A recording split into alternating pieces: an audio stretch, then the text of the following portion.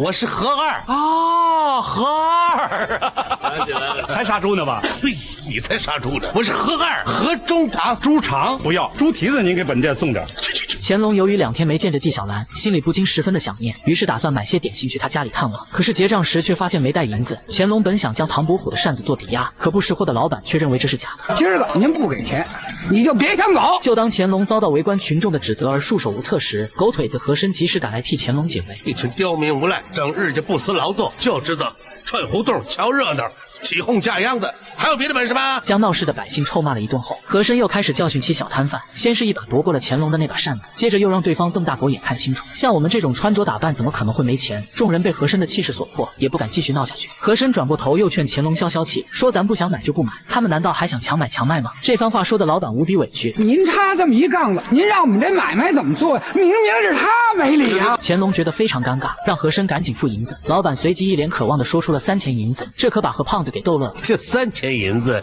值得你们大呼小叫的。为了惩治这个不长眼的小摊贩，和珅当即掏出1大枚元宝难为他。这么大的银子，您看我这小本小利的，大什么大，小什么小啊？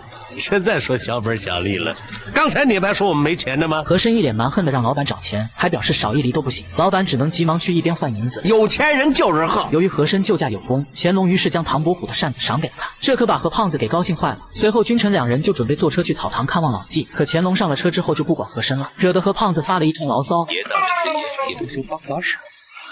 没多久2人就大包小包的来到了草堂，见纪晓岚也不唱不跳，和珅还以为他的病情有所好转，然而下一秒纪晓岚就让2人傻眼了。那2位你们点点什么菜呀？点菜哦，老主顾，老3样，小酥鱼1碟，4喜丸子1份，外加臭豆腐干啊！来了！哎，行了，回来。和珅见纪晓岚还犯着糊涂，于是主动帮他恢复记忆，表示自己是何二，而老纪却趁机逗他玩。在装作一副恍然大悟的表情后，当即询问何胖子还做着杀猪的生意吗？气得和珅重申自己中堂的身份，可纪晓岚却已读乱回，竟然把中堂听成了猪肠。猪肠不要，猪蹄子您给本店送点。乾隆无奈之下只好展示自己金3爷的绰号，可纪晓岚却把他当成算命先生，非要乾隆写个字让他测。和珅让乾隆别跟一疯子计较，就当哄孩子玩一回。乾隆于是写了一个阴字，而纪晓岚在看了一会后突然下跪请安，臣纪晓岚恭迎圣驾。2人一下就被老纪给搞懵了。乾隆没想到纪晓岚竟然认字不认人，不禁怀疑老纪刚刚是不是在故意逗他们玩。和珅也表示赞同。打一开始你就是装的吧？啊，老纪，看我啊！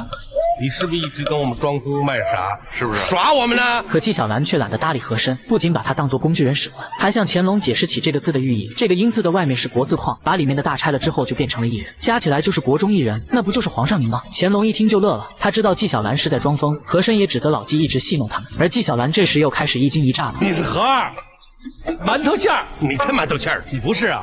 什么话？那你也写个字让我测。你要不写，你就是馒头馅儿。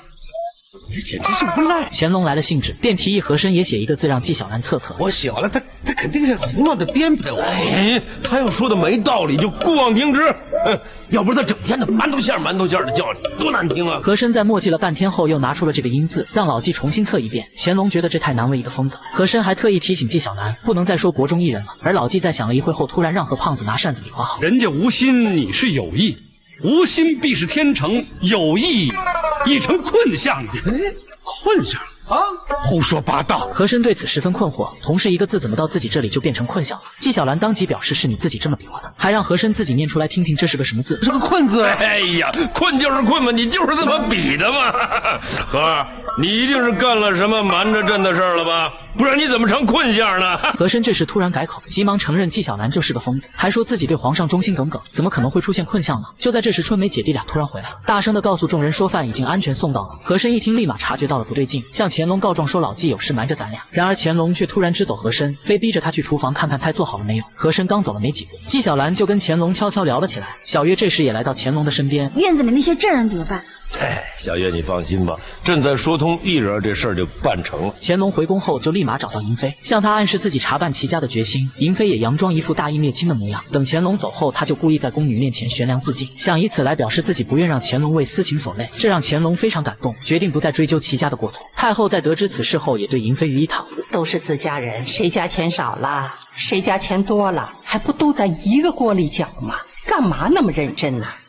母后所言极是，孩儿谨记了。而另一边的和珅这时也开始留起了后路，为了避免被齐苏图拖累，他当即把对方送来的银子分析。